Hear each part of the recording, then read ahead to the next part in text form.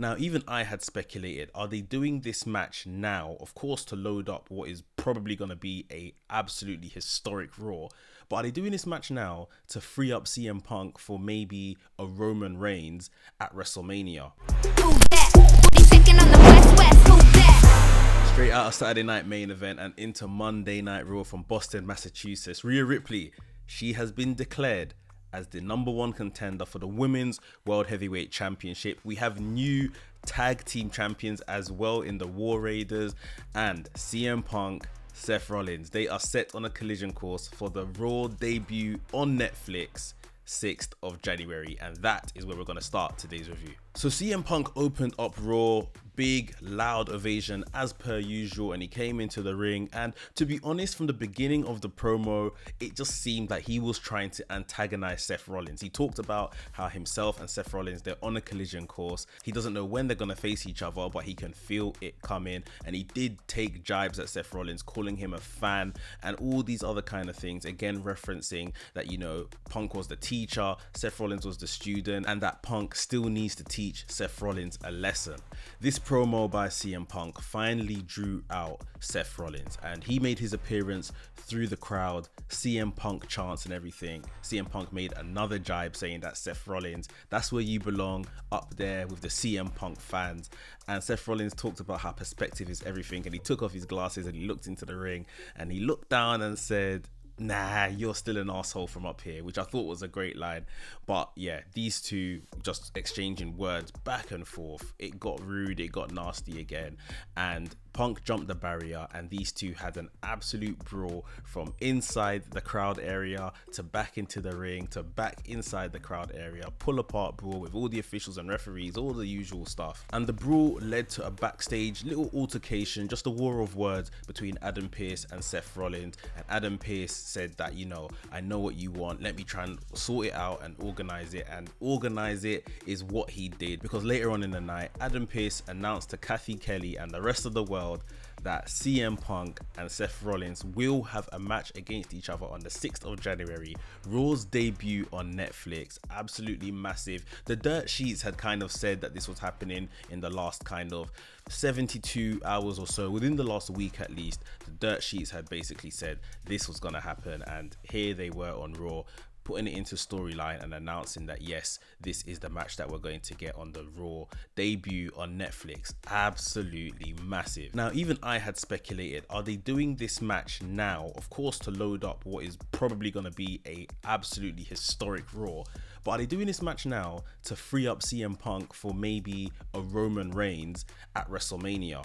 Very possible. It is very possible, but I do think maybe we are just starting the beginning of these guys' feuds. Look at CM Punk and Drew McIntyre. They went on for what, the best part of 3 matches across time span of what, basically half a year or something like that. I think we could be looking at something similar, that the first match between CM Punk and Seth Rollins happens on Monday Night Raw on Netflix, maybe the second match happens at Elimination Chamber, and maybe the third match happens at WrestleMania. Now, the only other wrinkle that I'll add here is that CM Punk has said that I'm not interested in you, Seth Rollins, because you don't have what I want, being the World Heavyweight Championship. So I can only assume Seth Rollins maybe gets the first win in the series. Maybe CM Punk beats him at Elimination Chamber. They're 1-1. CM Punk doesn't want any more to do with Seth Rollins. And maybe somewhere in between Rumble and say Mania, Seth Rollins picks up the world title, and that entices CM Punk to have that third and final match with him at WrestleMania. But you guys let me know what you think of this entire build, and you know, this Raw on Netflix is massive. He spoke as well a couple days ago about Tribal Combat, Roman Reigns versus Solo Sikoa on this Raw debut on Netflix. It's going to be absolutely crazy, that show. But yeah, CM Punk, Rollins, let me know if you think they need to insert the world title into this feud going into Mania, or is this just going to be a one and done? I want to hear your thoughts down below in the comments. Before we get into the rest of this review, make sure you hit the like button and subscribe to the channel. My name is Mex, and I'm going to take you through your Monday Night Raw review. So following the opening segment with the whole Seth Rollins and CM Punk stuff, we saw a backstage backstage segment with the Judgment Day. Finn Balor licking his wounds, asking the Judgment Day, where were you guys? You didn't come out here to defend me and help me at Saturday Night Main Event. And, you know, they told him, well, we thought you're going to get the job done. And, you know, we're here concentrating on your tag team title match tonight against the War Raiders. So, yeah, Finn Balor wasn't too pleased that he never had the support of the Judgment Day. In another backstage segment, we saw Drew McIntyre and Seth Rollins having a bit of a conversation. And Drew McIntyre seemed like he was trying to get Rollins on side, saying that, you know, it's only me and you that see through the bloodline and these people that associate themselves with the bloodline. However, Seth Rollins said that, you know, Jey Uso, he's my friend. The likes of Sami Zayn, he's my friend. You're not my friend. And, you know, the fact that we have this common enemy is not going to make us friends. So that might put to rest, at least for now, this idea of this Drew McIntyre faction with Seth Rollins and Kevin Owens all linking up because they hate the bloodline. But I guess watch this space. First match on the night was an Intercontinental title match where Bron Breakker defended the title against Ludwig Kaiser. Really good match. I love these two together. I love their chemistry. Bron Breakker is just so good in the ring, puts on an entertaining match every single time, no matter who the competitor is. During this match, he was selling his shoulder, like a really bad shoulder injury, but still wrestling, still doing all his crazy moveset. Probably shouldn't say moveset according to CM Punk, but doing all of his crazy moveset, his greatest hits with Ludwig Kaiser. Some really, really fun spots throughout this match. Ludwig Kaiser didn't win the Intercontinental Championship. He got pinned following the Super Spear, and Bron Breakker goes on still as the Intercontinental Champion. We saw a backstage segment between the New Day and Rey Mysterio. Now, the New Day were still kind of looking for a locker room. To be fair, they spent the whole episode looking for a locker room, and clearly didn't find one. And they bumped into Rey Mysterio, and Rey Mysterio said, look, I don't think you should go into the locker room. Everyone's kind of still pissed off with you guys, and maybe you should look for a transfer to another roster. And yeah, that was kind of scathing, and the New Day weren't happy with him saying that. And I'll skip a little bit forward because later on the night, we saw in a vignette segment a weird kind of circle come up on the screen with a slash through it, almost as if it's a zero that's being cancelled out. No fear, anybody? You see where I'm going? This could be like a vignette to debut Penta, and I wished they didn't do this, but I can't help but think this is where we're going. Maybe Penta is on side with Rey Mysterio to help, you know, against the New Day. And that's like the first kind of tag match and stuff that he's involved in. Maybe. I don't want it to be, unless it means he turns on Rey Mysterio afterwards, because I think we need Penta as a heel. I don't need another Dragon Lee. I don't need an expansion of the LWO. Like, let's have something different with this Latino talent. But yeah, I think that this was a vignette for Penta, and maybe these guys will all collide together upon his debut. The Judgment Days, Liv Morgan, Raquel Rodriguez, and Dominic Mysterio come to the middle of the ring, and Liv Morgan is basically gloating. She has just beaten Io Sky at Saturday Night Main Event, so she's feeling good about herself, and, you know, saying that she's the greatest women's world heavyweight champion ever. This brings out Rhea Ripley, and I think we all know what we're going to get with this segment. Rhea Ripley comes to the ring, shuts up Liv Morgan, and basically says that she has been declared the #1 contender for the Women's World Championship. Now, they never said when the match is going to be.